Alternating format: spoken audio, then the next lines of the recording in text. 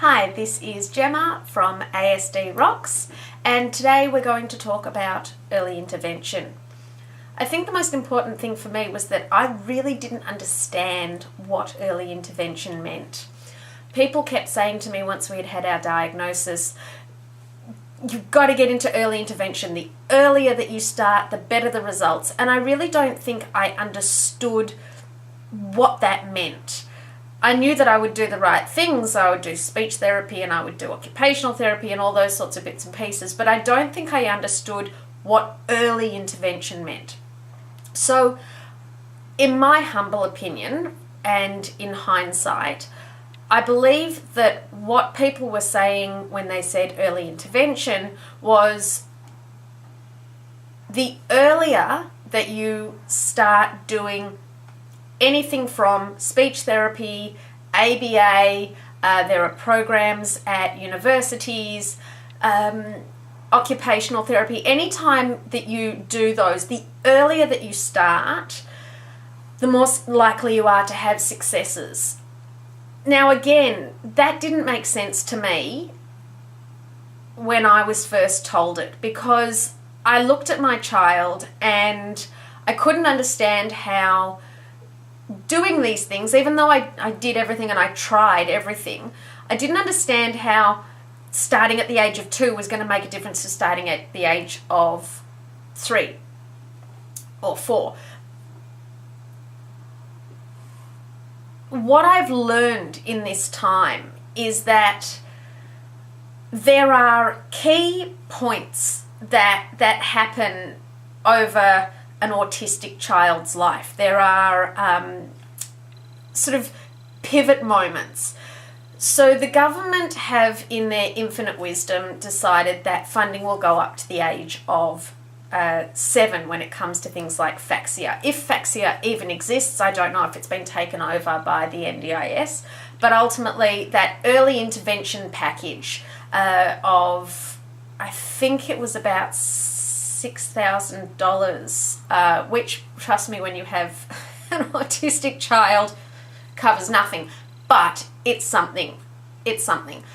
So that goes to about 7, and they've chosen that age point because prior to that age of 7, all humans, whether they are autistic or not, their brains are very plastic. You're able to really build and develop some incredible routines. Once you get past the age of 7, your routines are really set, and it doesn't really matter what routine we're talking about, whether we're talking about dinner time, whether we're talking about bath time, whether we're talking about learning to walk.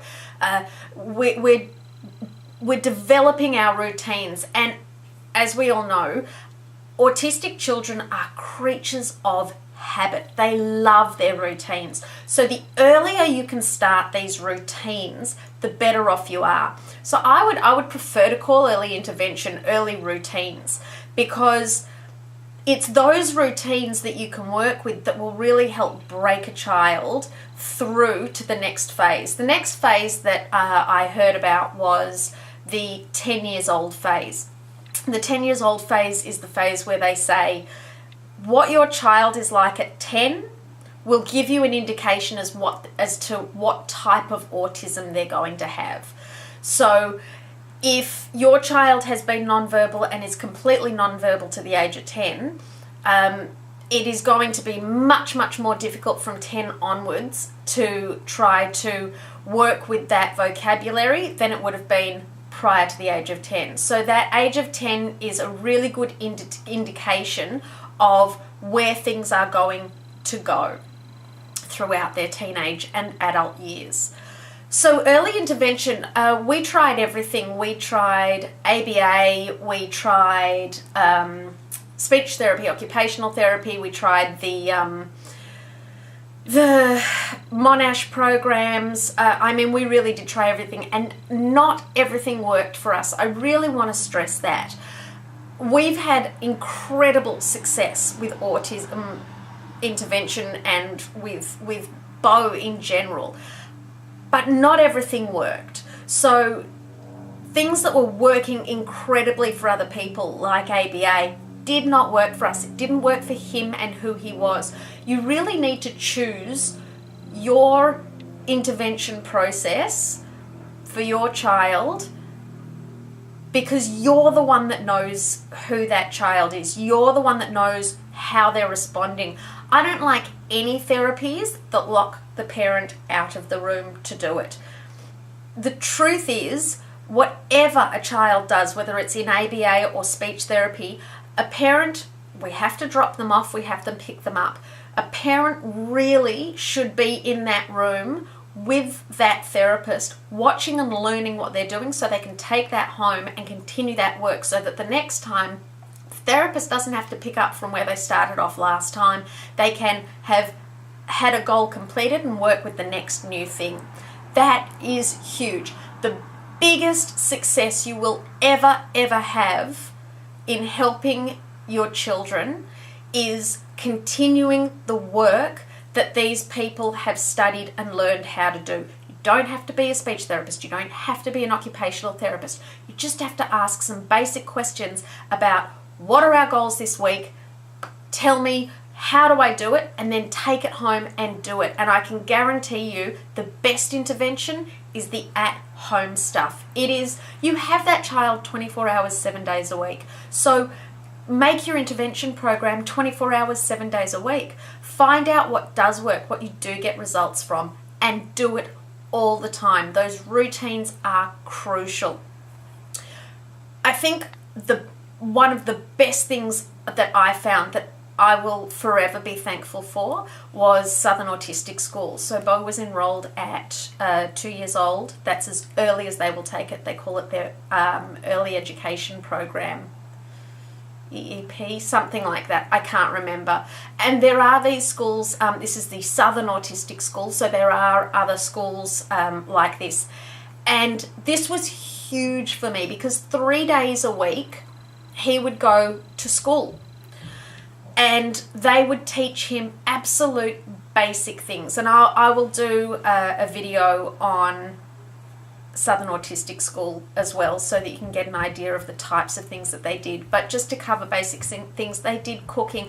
It was 8 children in a room with 2 teachers, 2 trained people that worked all day, every day with every range of autism. These people are your key. Talk to these people. They have seen everything from the absolute highest end of the spectrum down to the lowest end of the spectrum. And what they do on a day-to-day basis, you know, they helped me with toileting. I was so stressed out about toileting. I thought Bo was going to be in nappies until he was like 7, and it was a real anxiety point for me. And having someone on my team, having people that were continuing the work that I was doing at home 3 days a week, that gave me a break, and knowing that they were continuing to work with him was incredibly valuable. So early intervention is about finding the therapy, whatever that therapy is, and implementing that into your home life. It is not just sending your child off to therapy once a week. It is not just sending your child off to a program for an hour a week. That's not going to cut it. It's not going to do it. Early intervention, in my opinion, truly refers to setting up your once a week program with whatever it happens to be. And there are now, these days, there weren't as many back when Bo was diagnosed, but there are so many programs out there. They're all over Melbourne. Sensational Kids. There are all of these places that are taking in children. They have speech therapists there. They have play centres there.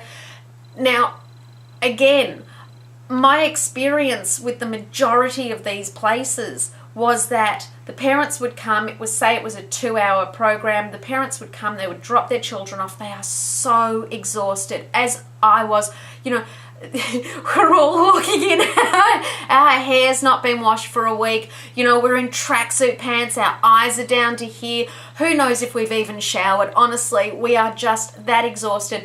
And this opportunity where they drop their children off is the opportunity for them to go and get a little bit of sanity and go and have a coffee and sit by themselves for a couple of minutes.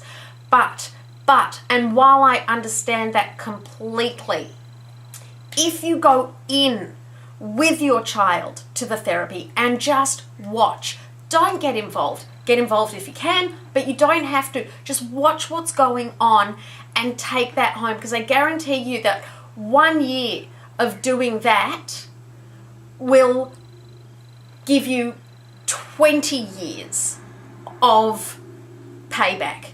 It makes the world of difference. So use this idea of early intervention not as what program can I get my child in, but what routines can I set up at home working alongside the professionals to make sure that there's a home life and a professional life that are working next to each other and together.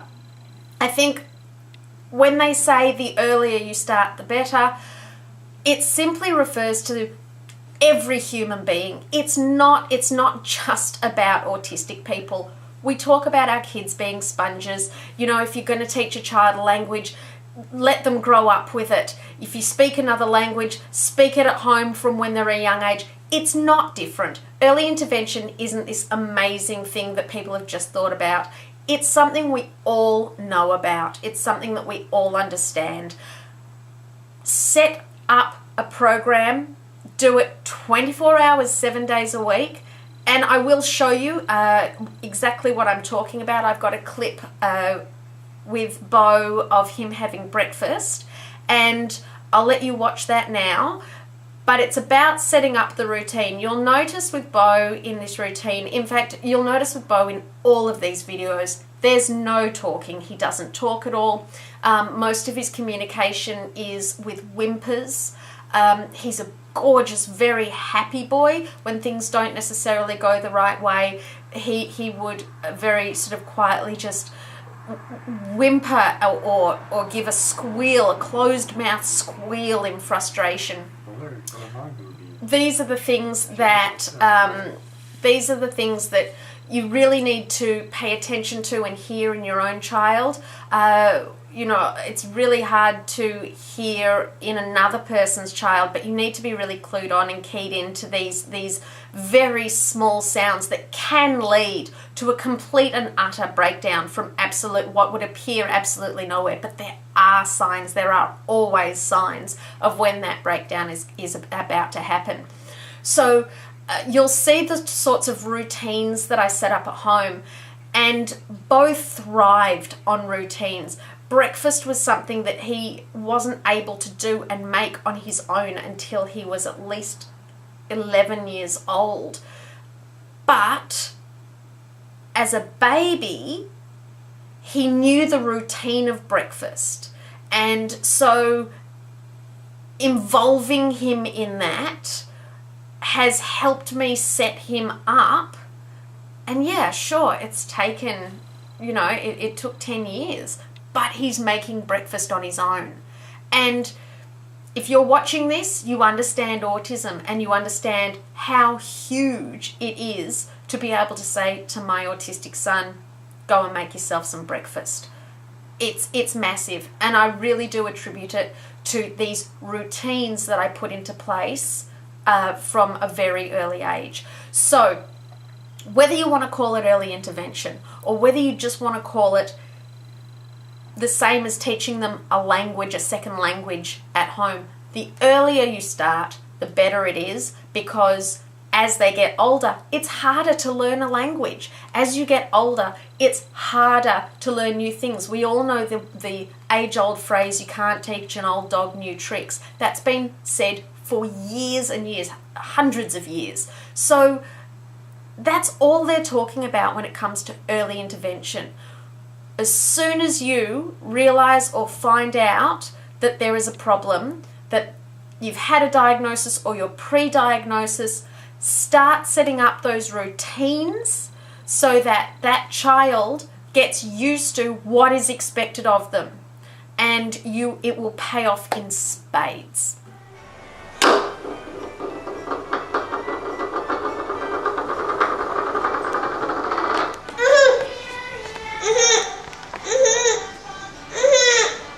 You gonna have some breakfast? All right, come on. Up, up, up, up.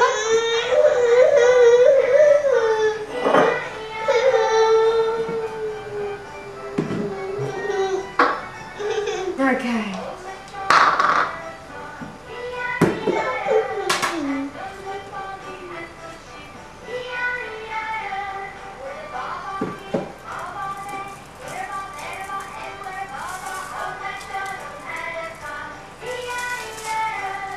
Good boy. That's right. Good boy. Good boy. More? More? Do a half of one, or do you want two? Whoa. Let's do a half of one. Swap it. Swap it. There we go. Try that one.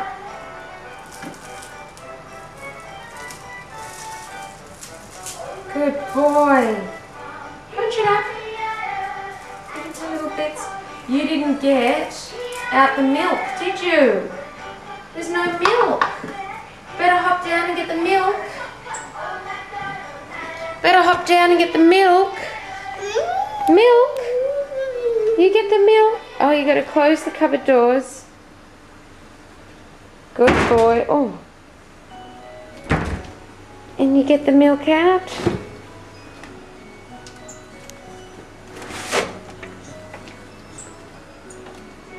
Good boy. Okay, and back up and we'll pour the milk.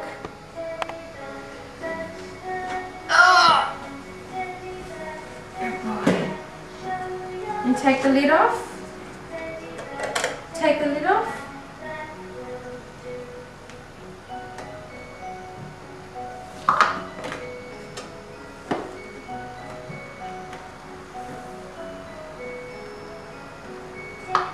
I'm going to pour the milk. Put it down. Milk. Good boy.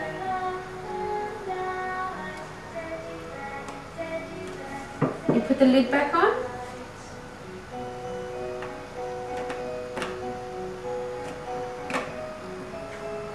Good boy. Good boy. Should we put it all away now? Hop down, put it all away. There you go. You take the milk.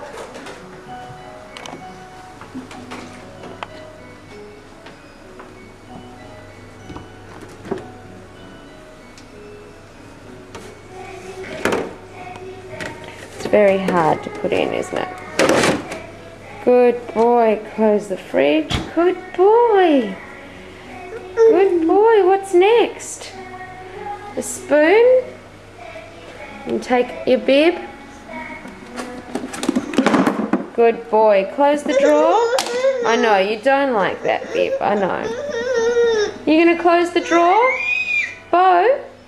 You're going to close the drawer? No. Oh.